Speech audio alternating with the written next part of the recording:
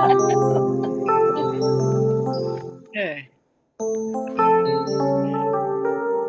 Sounds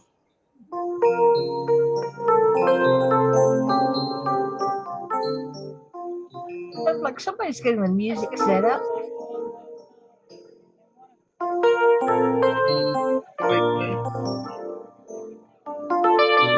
Apparently.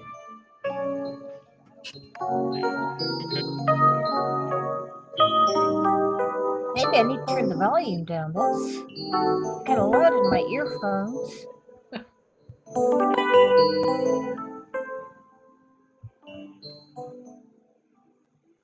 We need all the volume we can get. Yes.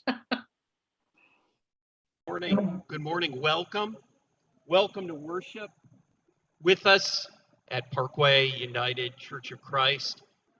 Whether you're on the grass lot or on Zoom or on Facebook Live or receiving this service at a later time via recording, we are glad you're with us. No matter who you are or where you are on life's journey, you're welcome at Parkway United Church of Christ. We will have our opening song, Shake These Bones.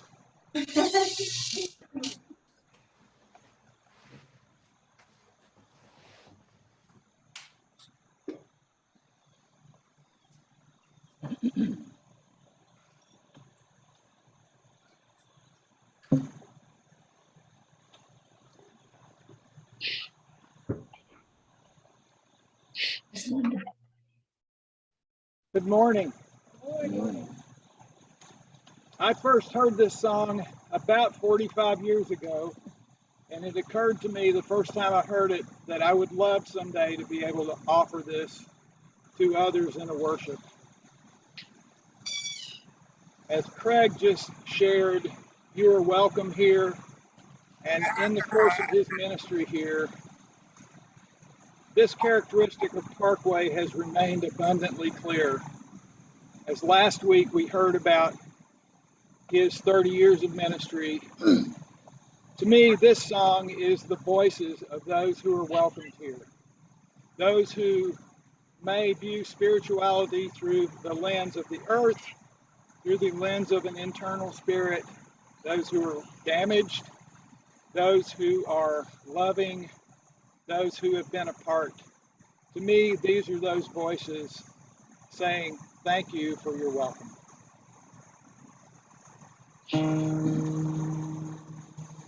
I'll show you how I'm feeling, Lord, any day. I'll shake these bones and shout and sing my life away. I'll shake these bones and I will shout and sing my life away. It won't be long before these bones turn to clay. I'll tell you what I'm feeling, Lord, anytime. I'll tell you lies, I'll tell you dreams you won't mind. I'll tell you lies, I'll tell you dreams I know that you won't mind.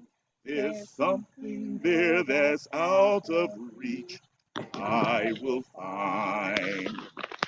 I'll tell you what I'm seeing, Lord, everywhere.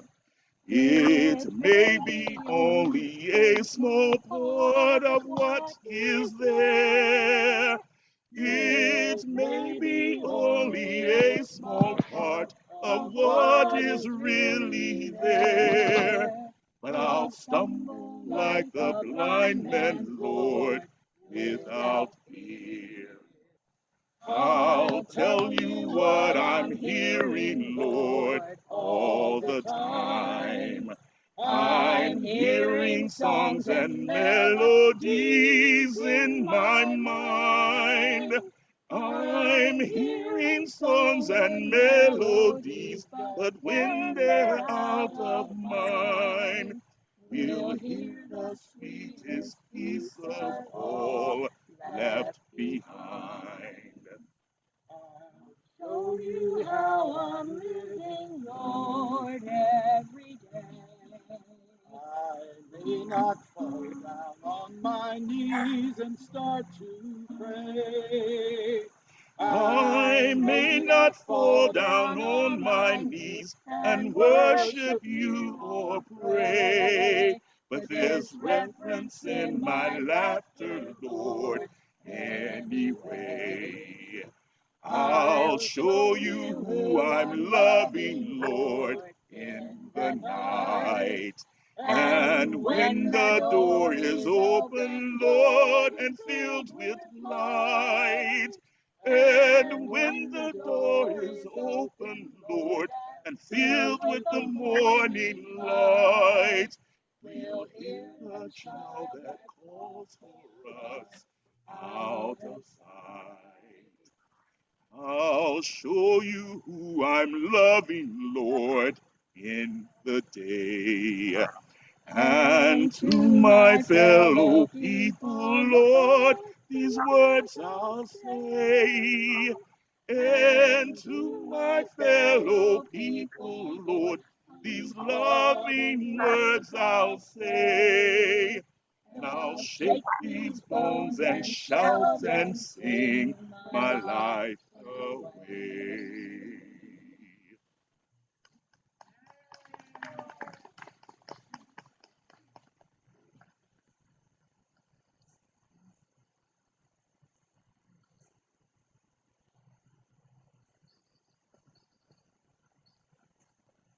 Amen. Thank you. Thank you so much. We each perhaps have our own way to shake our bones, but shake them. Shake them in the morning, shake them in the evening, shake them all day long as a witness to the loving Creator, Amen. always, always in our midst.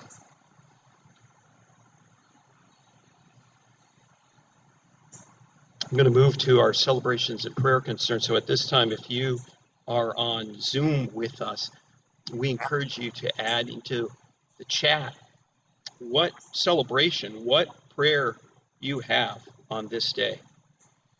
Heard this morning from Rebecca R., who is getting settled in her new community and has some significant stomach issues that she's trying to get addressed, trying to get a diet that's going to work for her. So she asks for prayers from all of us. We continue to pray for Love and Theo and Matt. We've simplified everything for live streaming today because Matt cannot be with us. Pray for Michelle Johnson and Justin and their family. Michelle had surgery this past Friday. For those who are encountering having to look for a new job because they've lost employment.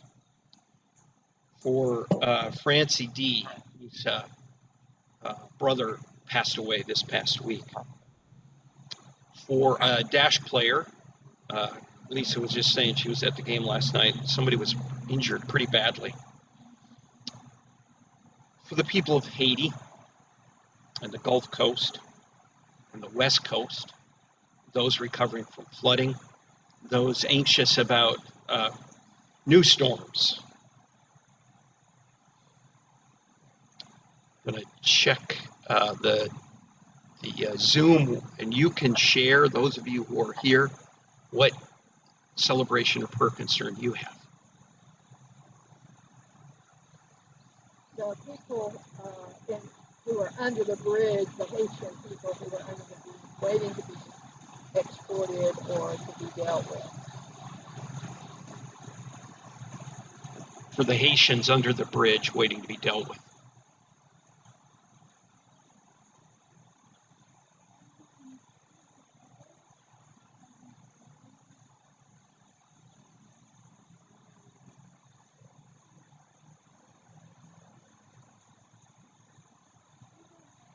Susan A.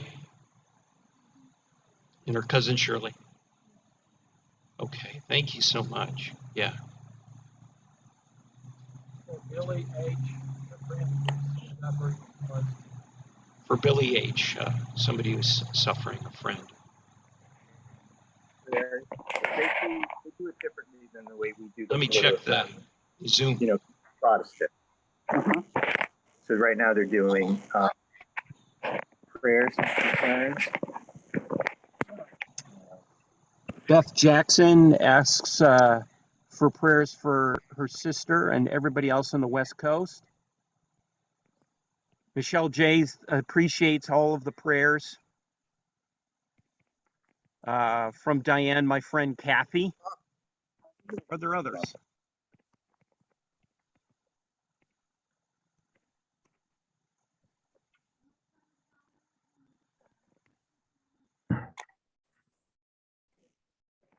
For Helen during another hospital stay.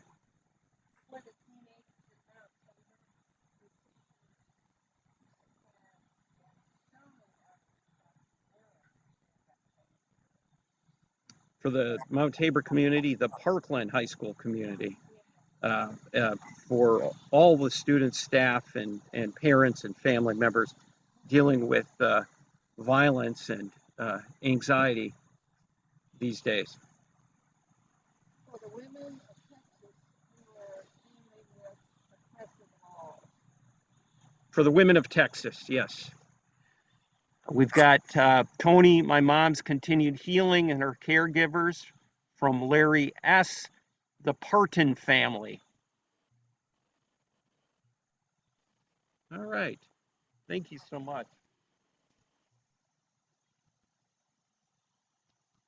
We fold all of these prayers, all of these celebrations into the lap of the cosmic and persistent healer, and include all of those that are unspoken. Those are still emerging in our hearts and minds and lives, that we might continue forward as a people of mercy and hope. I've invited this month folks to do the Earth Examine. That's been in our announcements. And this morning, Sarah Lou is said she would do it. So we're going to invite Sarah Lou to come forward, and she's going to fold in a bit of a centering time in her sharing.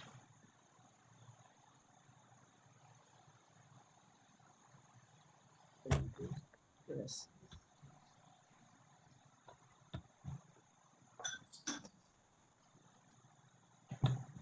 I wanted to share about a time for me about in my yard. Wanted to share with you, can you hear me now? Yeah. A time in my yard. We have a backyard that has a fence with a few trees, and then behind that fence is a wooded area. And I had neglected that wooded area for a long time, and so it was completely overgrown. And when COVID hit and we got quarantined, I thought, what am I going to do with my time? And I thought, I will go back in that wooded area and I'll start working. So first I was just going to, there are lots of trees in there. And first I was just going to mulch the leaves. But as I was sitting there thinking, well, where am I going to mulch? How am I going to do this? I saw this little tiny plant about that big. And I didn't know what it was. And I didn't remember seeing it before. And I thought, better not mulch that. And then I looked around and there were a whole bunch of those little tiny plants. So I mulched around that and they started growing, and they were plants that I didn't know, but Ann McLean came over and told me what they were. And they were May apples. And they were very prolific in April and May. May, I guess that's why they're called May apples. And so they started growing everywhere, and they were great. So I started mulching. I had lots and lots of weeds and vines. I started chopping, pulling those weeds, chopping vines. I discovered I had a nandina bush that I didn't even know about that was under all the weeds. I discovered a forsythia that was buried under vines. So I kept working, and there were lots of logs that had fallen down, limbs that had fallen, and one tree that was probably 40 feet, that was, or maybe 30 feet, that was all the way down that I'd meant to move for 2 years, but I couldn't do it. It was too heavy. So I decided to make pathways with all those logs. So I made, outline pathways. Then I discovered there were lots and lots of rocks, all just scattered everywhere. So I started gathering. Well, some of them were way too heavy for me, but I have a friend, Andy, and her son, Thomas, who was 10 at the time, who came over, and just out of charity, I suppose, they came over and they moved rocks. They dug big stumps up. They did all the heavy work that I couldn't do.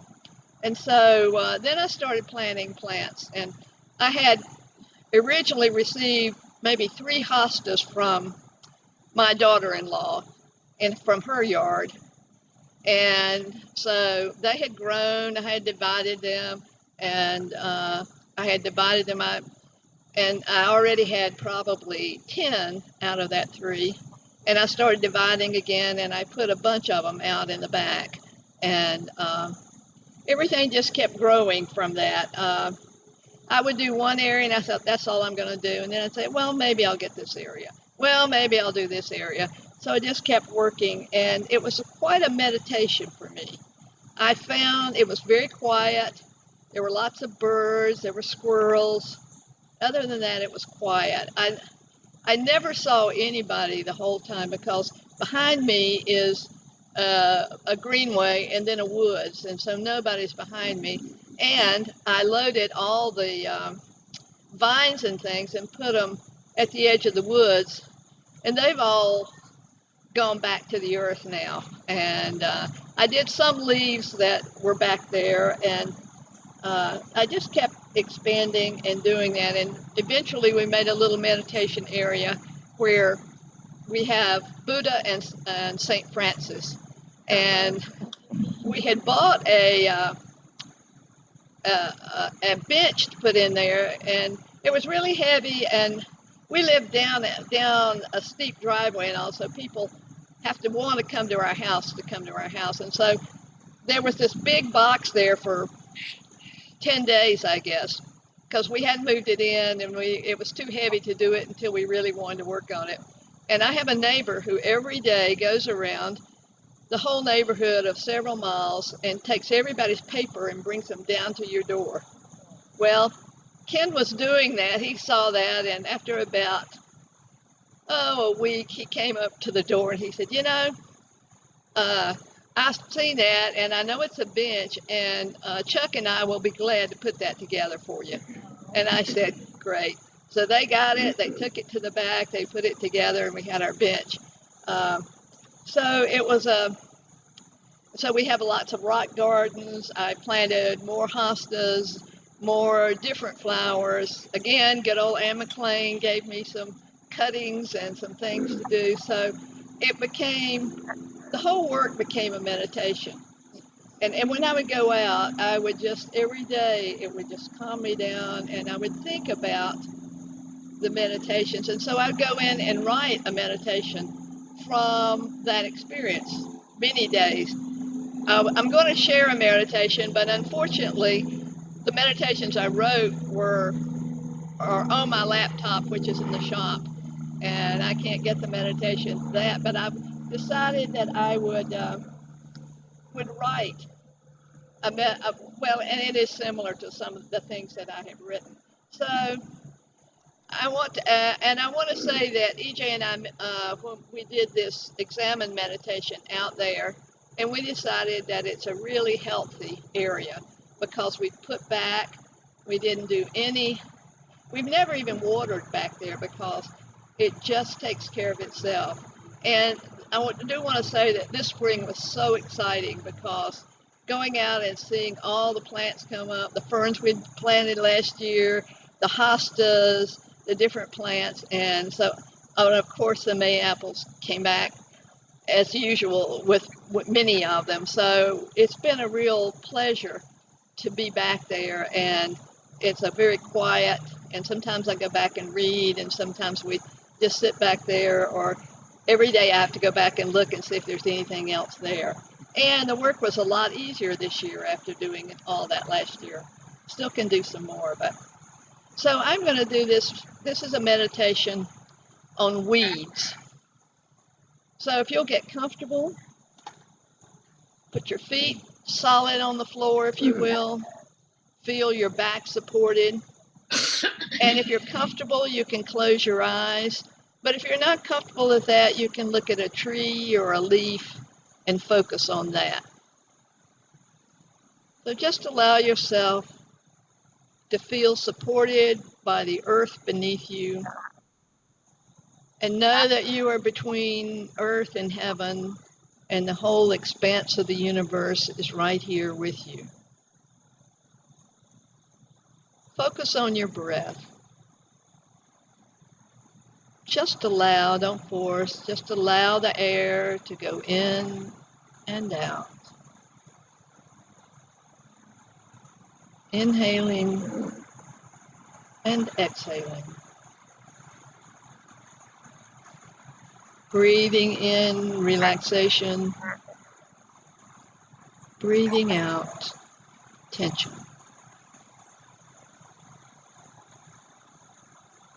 And as you feel the support of the earth and the trees, focus your attention on a time you may have been working in your yard, or maybe walking along and seeing a weed that you didn't really want. You reached down and pulled it out, and you felt better about it because it made the yard or your garden look more beautiful. And now allow your attention to go with some weeds that are in your inner life. Maybe it's a resentment, a habit that you'd like to change, something small perhaps that gets in the way of your beautiful growth. It can be small, or it can be something that you've worked on for a while, or can be something that just popped up. Or maybe you can't think of anything specific, but you want it just to be more present.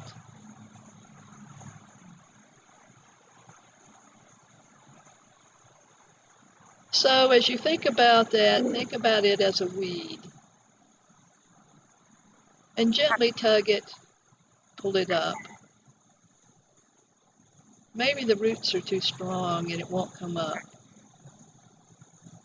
So maybe you take some clippers and just clip it down so that it's not in the way. Just allow yourself to remove it or to change it so that you can have beautiful growth within it.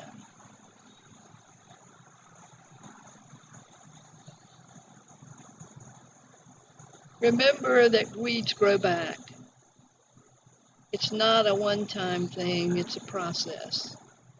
And you can give yourself permission for allowing yourself this process of making a change or doing something a little different that helps you to grow, to be more of your beautiful self, of whom you really want to be.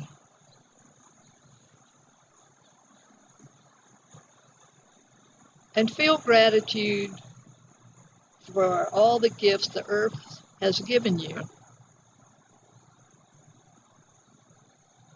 And work to make that earth healthy again.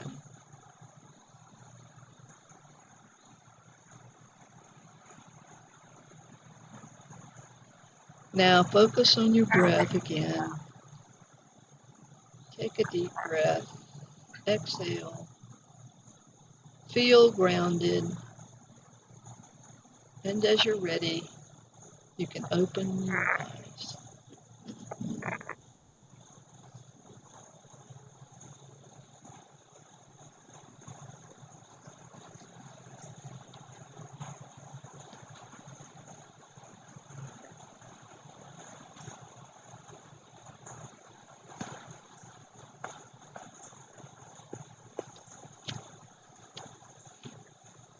Thank you, Sarah Lou. It's worth paying attention to the inner weeds sometimes. Bill Plotkin in the book The Wild Mind talks about attention to our inner weeds. He says actually if you befriend them, you might actually discover that they have the solutions embedded in them.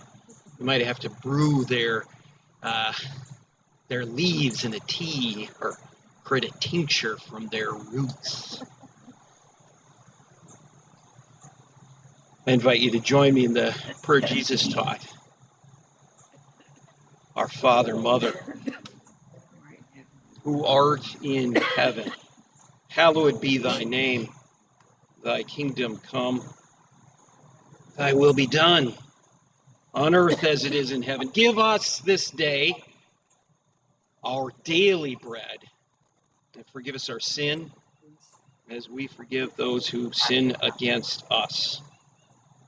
Lead us not into temptation, but deliver us from evil. For thine is the kingdom, and the power, and the glory forever. Amen. Those who are present, I invite you into a brief time of safe passing the peace. Those of you who are on Zoom or Facebook Live, I invite you to do the same. Hi. Jesus Christ be with you. Peace. Hi. Peace. Peace. Peace be. Peace to Hey, Anna Tim, everyone. Hannah. Hey, Anna Mac. Hey, Beth. Hi, God Amy. bless you all well. What in the world is that sound in the background? Hi, Tony. Hey, Hi, Terry. Hi, Peggy. hey, Thank you, Terry. Sarah Lou. That was wonderful. Oh, yes, it was. I love that. Really was not. Do a little interlude It was here. beautiful. Oh, yeah. Let's do that. Good That sounds morning, great. Pat That'd be great. I'm here with my mom down in Miami, and she says Wow. peace, but she does not want a camera. Okay. Hello to Tony's mom. Hi, Tony's mom. Peace, everybody. Peace to each one gathered in the variety of ways in this service today. We are in the season of creation, and we are using the Revised Common Lectionary while we do that. And I'm going to read this, and then we're going to invite Dan to prepare us for a little bit of reflection, followed by Sterling sharing a song. So this comes from the Gospel of Mark, the 9th chapter. And as Ched Myers has said in his amazing commentary on Mark, he says this is the point where all of the great and wild manifestations of Jesus's connection to holiness kind of move toward, okay, now it's all your turn. On a daily basis, how will you engage in the miracle of presence? And so, the disciples are getting more and more anxious as Jesus shares what's ahead. They left that place and passed through Galilee. Jesus didn't want anyone to know where they were because he was teaching his disciples. He said to them, the Son of Man is going to be delivered into the hands of humans. They will kill him. 3 days he will rise. But they didn't understand what he meant. And they were afraid to even ask Jesus about it. They came to Capernaum. When Jesus was in the house, he asked them, "What were you all arguing about on the road?" But they kept quiet because on the way they had argued about who was the greatest. Sitting down, that's always a signal. Pay attention when Jesus sits down. Sitting down, Jesus called the 12 and said, "Anybody who wants to be first must be the very last and the servant of all." He took a little child whom he placed among them. And then taking the child into his arms, Jesus said to them, "Whoever welcomes one of these children in my name welcomes me. And whoever welcomes me does not welcome me, but the one who sent me." This is what the Spirit is saying to the churches. Thanks be to God.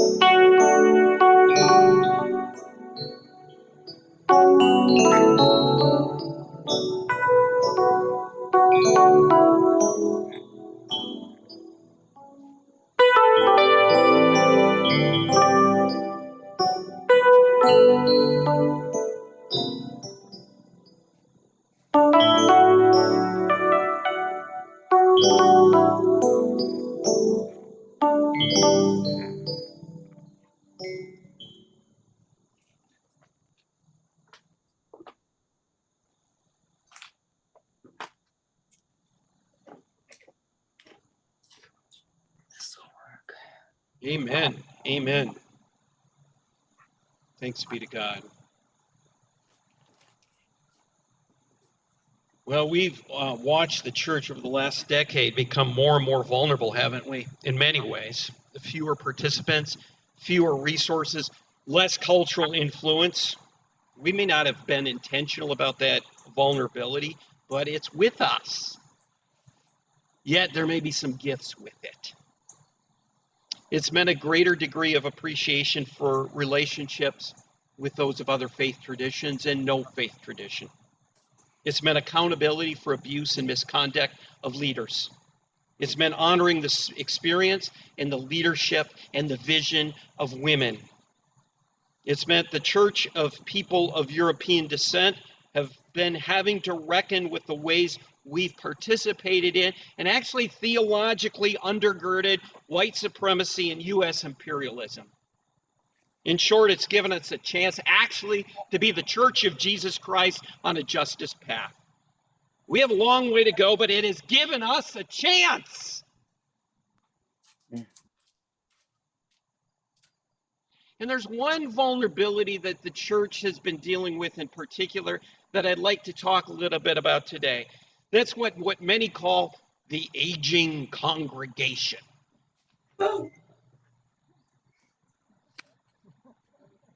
May I get an amen?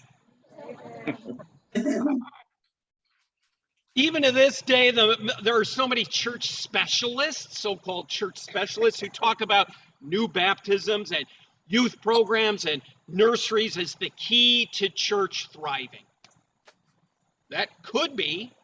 And for a church like Parkway right now, focusing on those rubrics will only create anxiety and remorse rather than a sense of vitality. So it's time for Parkway United Church of Christ to embrace our God-given vitality in ministry. It's time to unabashedly celebrate our congregation of those who are mostly in the second half of life to be inauthentic with those who might be younger. They may never show up on a folded chair on the grass lot on a Sunday in September for worship, and we're in relationship. This vulnerability allows us actually to be on the justice path with Jesus, to become more the church of the beloved community, a church inviting others into their sacred calling, whatever that looks like. So in the Gospel of Mark, Jesus tells the disciples for a second time what's ahead. Jesus says, I'm going to be handed over to those who are in power. Handed over in the Gospel of Mark means all kinds of things. And I'm going to get killed, and 3 days later, I will actually rise again. And they're really afraid. They don't even want to talk about it. They don't even want to gain more understanding. So they argue amongst themselves who's really in charge, who has the best vision and the most power. When Jesus asks them, what were you arguing about? They don't say anything. And for the second time in one chapter, Jesus points to what it means to be a disciple, saying, to be first one must be last of all and servant of all. And then he takes a child and puts that child in their midst, saying, welcome somebody like this, and you're welcoming me, and you're welcoming the one who sends me. So it seems rather odd this morning to be talking about Jesus' action with a little child if we're talking about vulnerability and giftedness of an aging congregation. But bear with me. First, I acknowledge a real caution in reading a text like this. These texts are fraught with difficulty for those who've been long suffering in their marginalization. The most economically and politically vulnerable are not asked to be last of all. Jesus is casting a vision of a beloved community among equals, in which every single day we look at the dynamics of social power among those in our community. And if anything, these words are meant particularly for those of us with privilege, confronting well-worn understandings of greatness, still very much alive today, that status confers power. You know, in the first century, to put a child in the center of the community and ask to welcome them is sort of like saying welcome a non-entity. It was truly a shock. Jesus suggests greatness is determined by vulnerability and humility. That's true for individuals, but it's also, I think, true for the church. It's important for us to keep hearing that message, stepping into its truth, because we've not really been oriented to seeing success of the church as vulnerability and humility. But discipleship looks a lot like moving around with a tunic and sandals and staff, depending on the hospitality of strangers. How would the church embody that kind of greatness? So as a congregation of those living mostly in the second half of life, I read it as an invitation to playfulness, curiosity, and honesty. Yes, this stage of life for many means more doctor's appointments, slowing down maybe the pace of life. It also means a lot of energy that's been spent in the tasks of adulting, like building a reputation and a career and an identity. That sort of gets freed up for authentic exploration of soul connection for compassion and justice. A congregation like Parkway is never going to be one of bingo and shuffleboard. So let's joyfully define what it means to be a faith community of mystics and compassionate radicals with achy knees and CPAP devices at the bedside. God speaks into our limitations to activate us for the sake of the world. The Spirit breathes into our awareness of our fragility to allow us the boldness of truth sharing. Jesus' invitation to become least has nothing to do with self abnegation, or self-loathing. It's an honest acknowledgement of who we are and who the Holy One is calling us yet to be with whatever time we have left, not just as individuals, but also as the church. Jesus' invitation draws us into living closer to the earth in the kinship with all of life.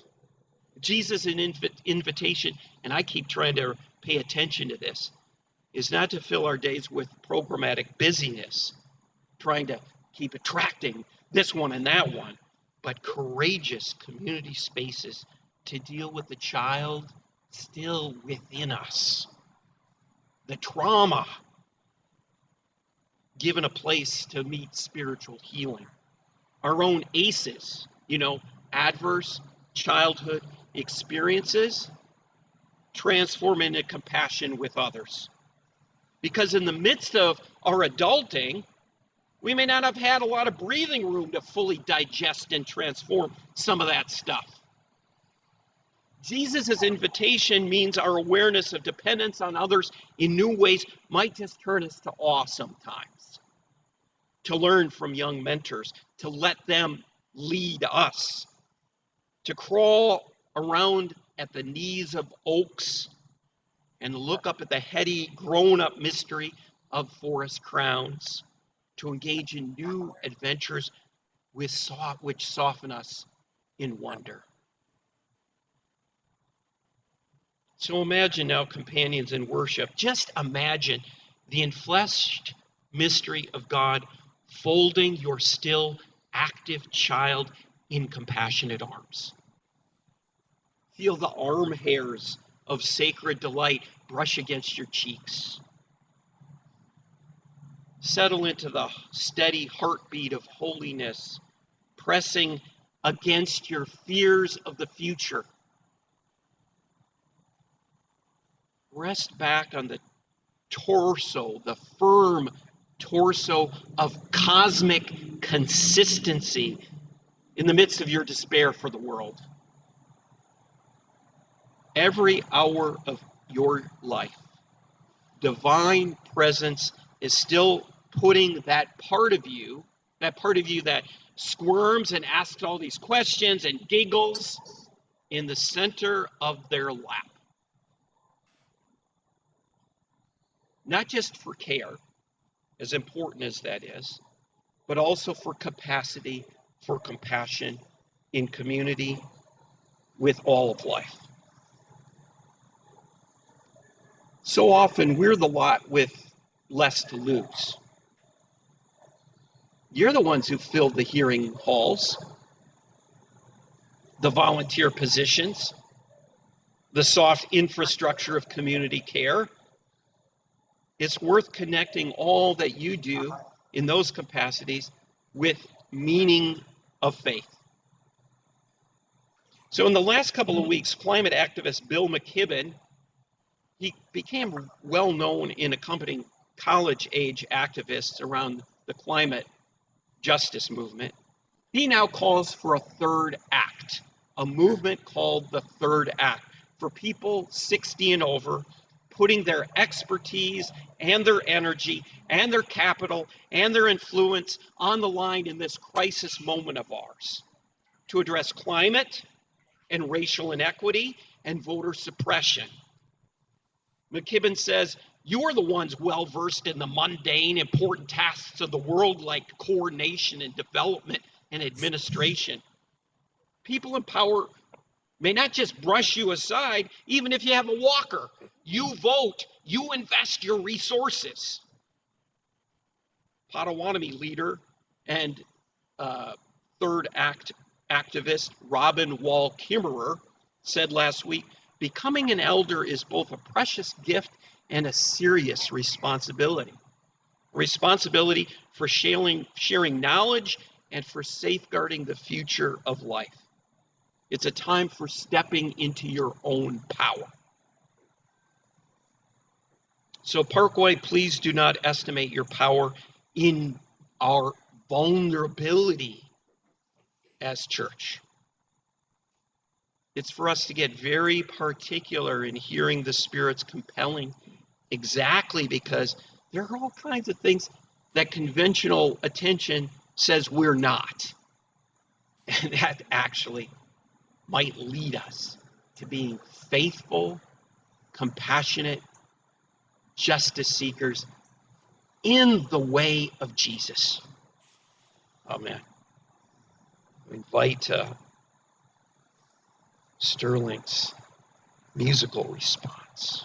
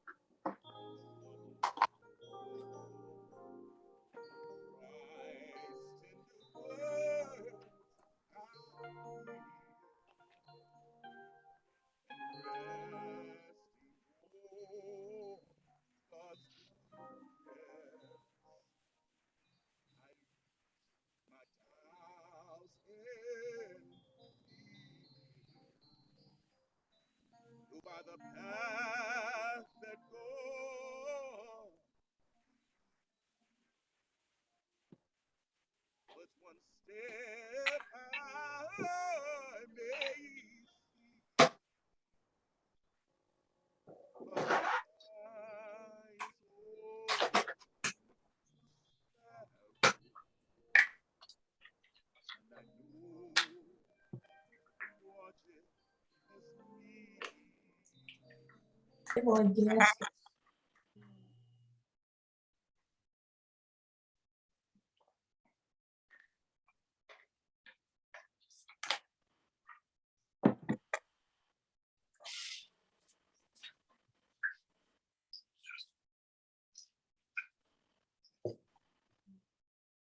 Because I'm happy when I sing, because I'm free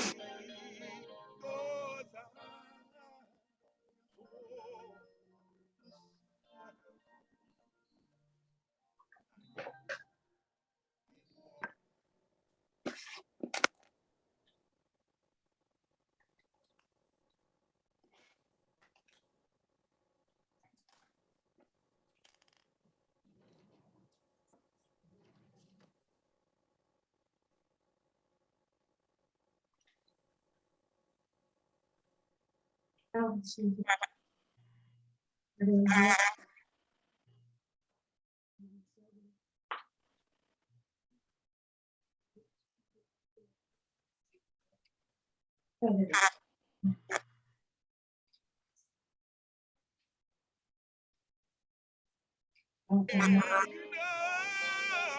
I'm set free. 'Cause I understand.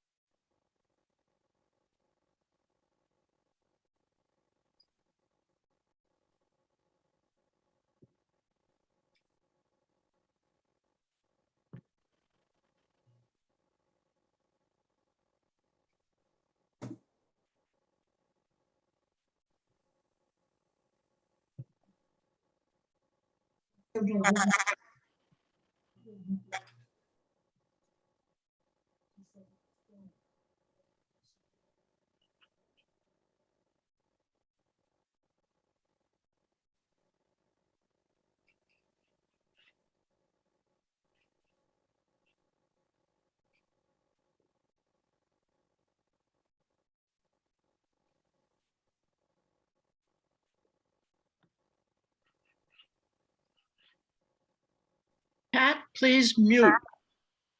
I am muted. No, you're not. It says I am. Well, push the button on mute and you will then be muted.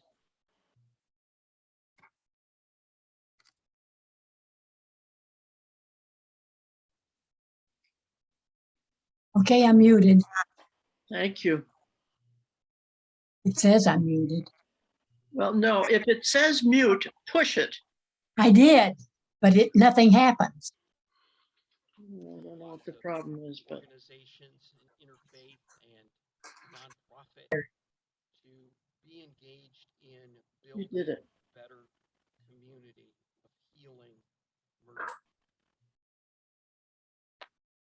Hop on the web page, Parkway.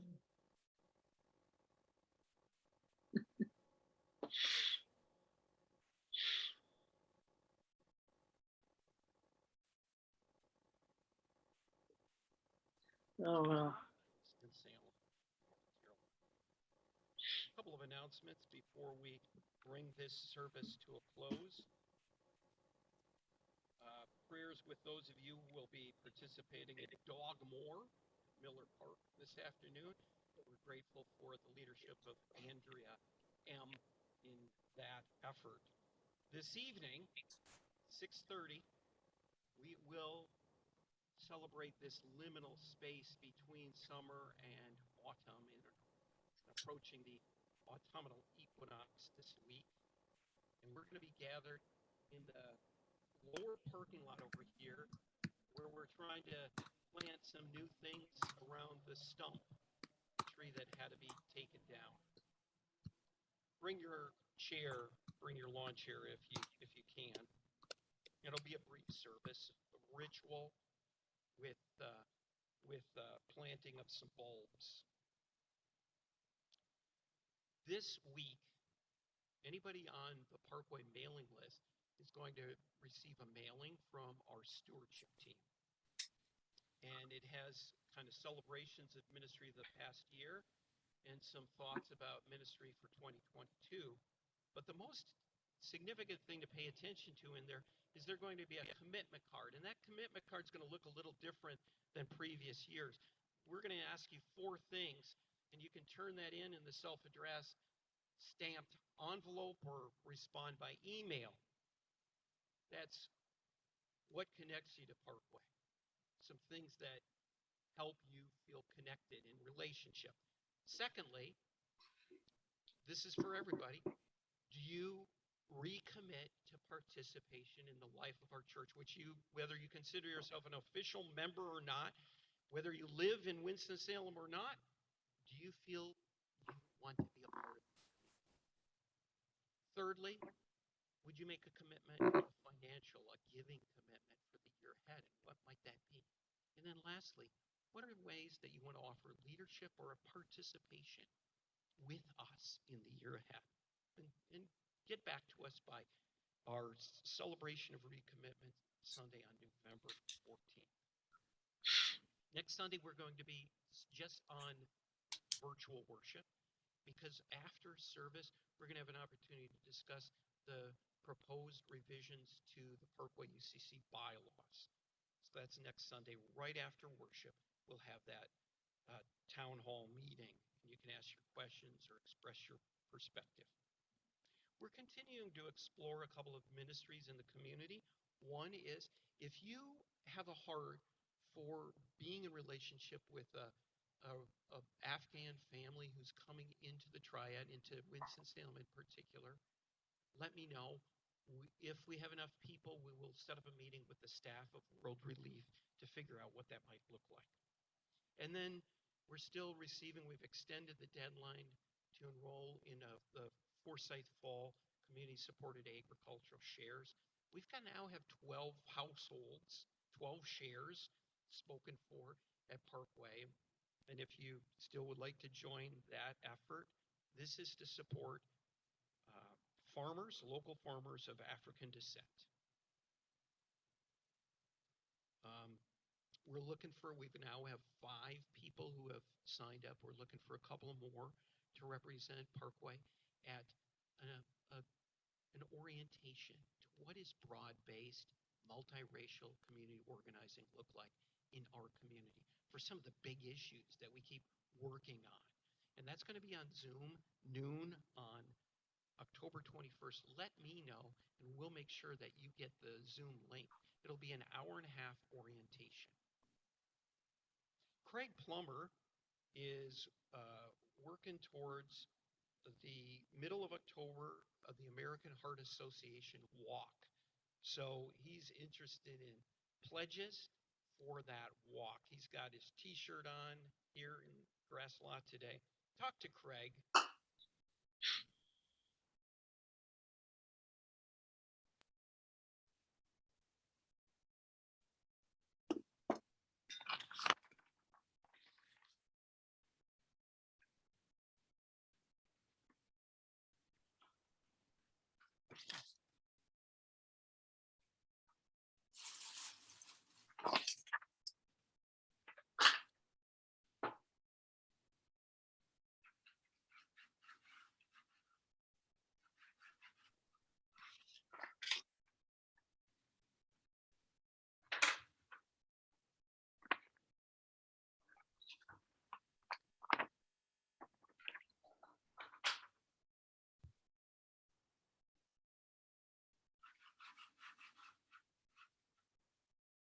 She says, please mute. Oh, no, no, no, no, no, no. Mute. No, no. I can't. No.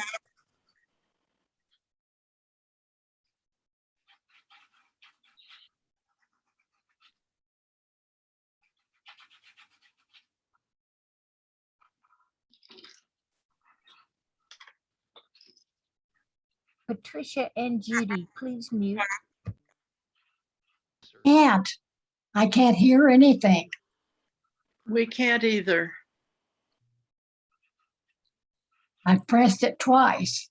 Neither time. If it says mute, then push it. That means you've become muted. And you did it right before. But Judy Southern is the one who I'm trying to get to mute now. You did it fine. If it says mute, push it.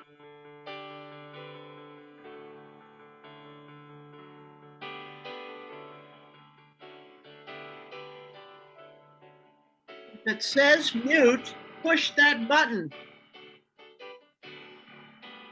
All we can see is you.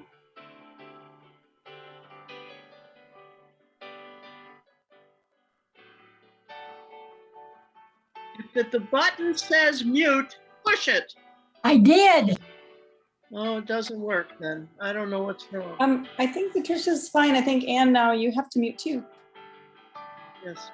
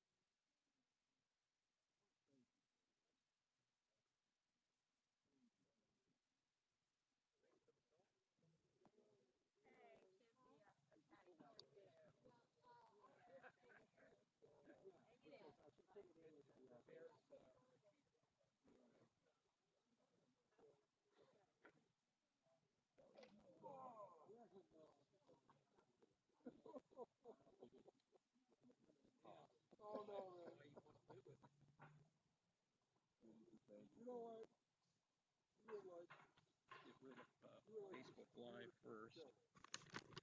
They can know.